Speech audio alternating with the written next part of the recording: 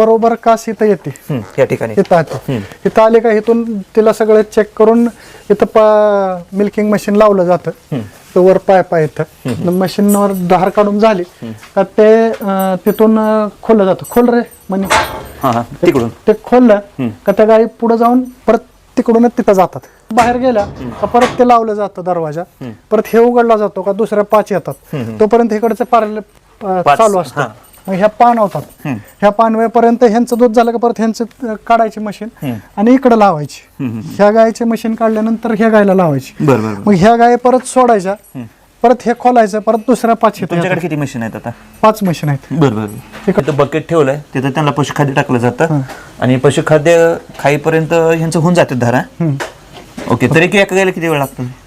7 मिनिटाच्या आत होतात. 7 मिनिटात धारा काढून टोटल ॲनिमलचे आमचे साधारणतः अर्धा ते पाऊण तासात सगळं दूध मिल्किंग होतं.